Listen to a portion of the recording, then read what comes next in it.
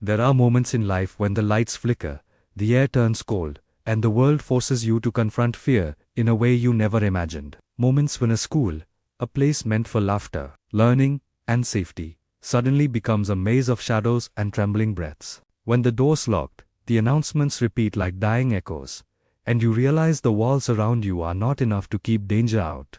And sometimes the truth is more terrifying than the rumors whispered in the hallways. Because the real horror isn't always what tries to enter the school, but what was already walking inside hours before anyone realized. Tonight, you'll hear 3 true school lockdown nightmares you won't believe happened, stories that chilled entire communities, stories that changed people forever, stories that hid powerful lessons beneath all the fear. But this isn't just about terror, or the unknown footsteps outside a locked classroom door, or the silence that feels heavier than screams.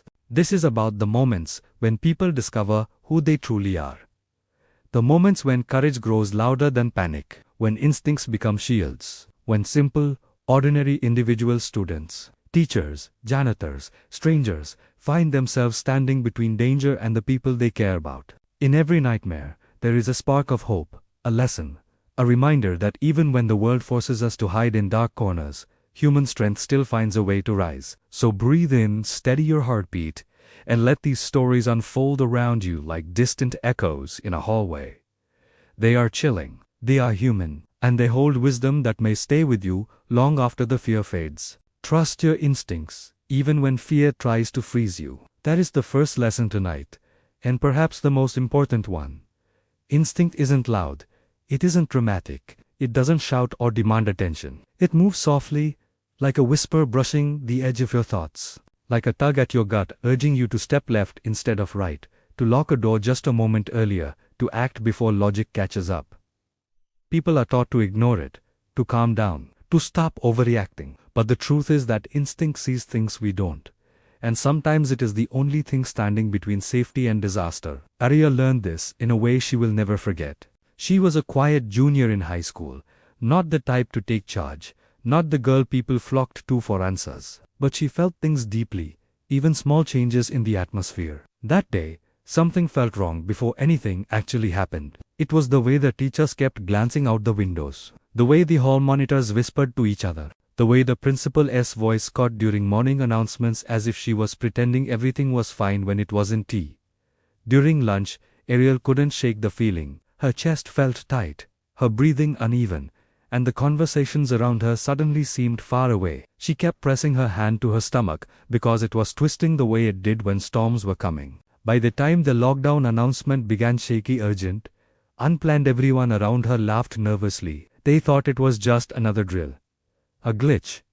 A mistake. But Ariel felt a cold pressure in her entire body, the kind of feeling that says, move now, or regret it forever. While the others sat frozen in confusion, she pushed desks toward the classroom door. She whispered to the teacher that they needed to take it seriously. She shut off the lights, lowered the blinds, and motioned everyone to sit behind the cabinets. Some rolled their eyes.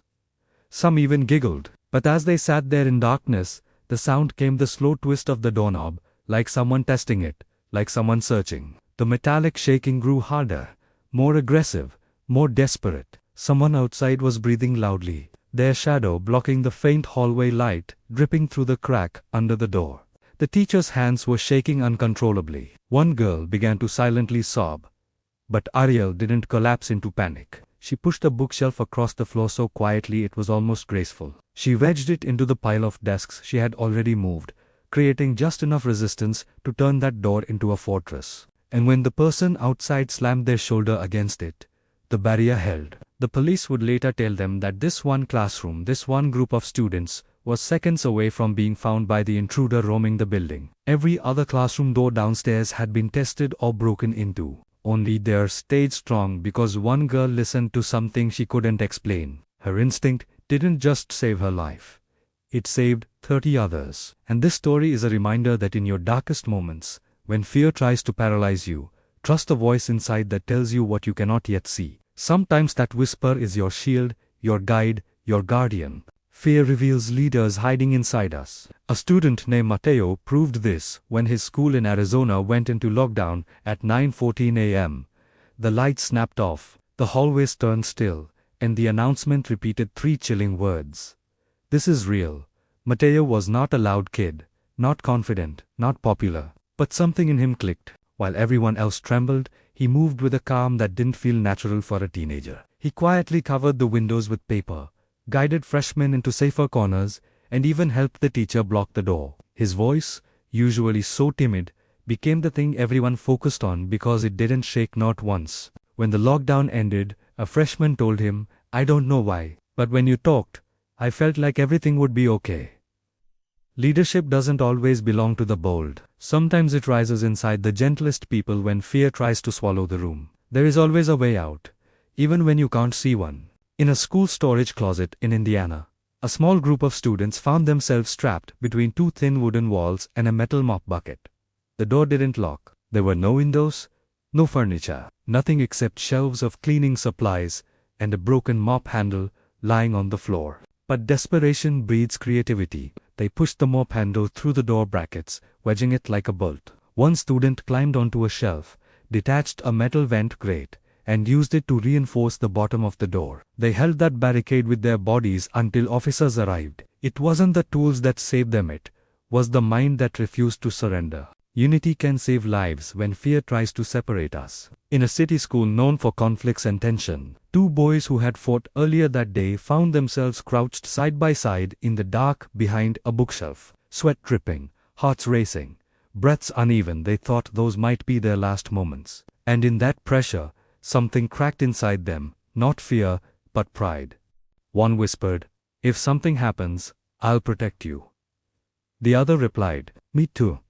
Sometimes danger reminds us of the humanity we forget to see. Quiet people notice what others overlook. In a small school on the East Coast, a soft-spoken teacher noticed a sliver of shadow under the door that didn't match the hallway light. While everyone insisted it was nothing, she trusted her observation. She moved her students to the farthest corner. Moments later, someone tried to force the door open. Her caution saved her entire class.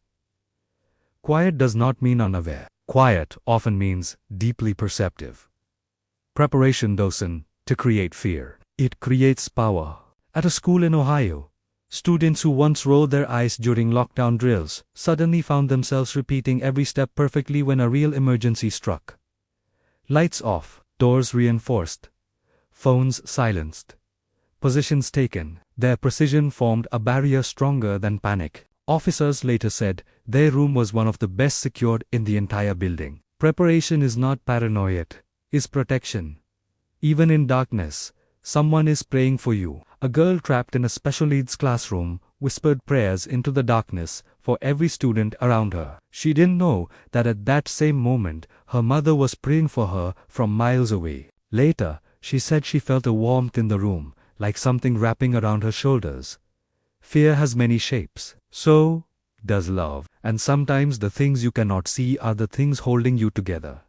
And finally, survival is not luck. It is a collection of small, brave decisions. A janitor, armed with nothing but a broom, guided students into a supply room and stood outside the door as a barrier. His knees shook. His voice trembled, but he stayed. He later sighed, "I was scared, but standing still would have been worse." Heroes aren't born from fearlessness. They are born from love, responsibility, and the choice to act despite shaking hands. In every dark hallway, in every uncertain moment, in every second where fear tries to take over, remember that you are stronger than you think. You are guided, protected, and capable of courage you haven't even discovered yet. May God watch over every student, every teacher, every school, and every heart that has ever felt the weight of fear. May He fill your life with safety, strength, hope, and light, no matter how dark the world may seem. Amin.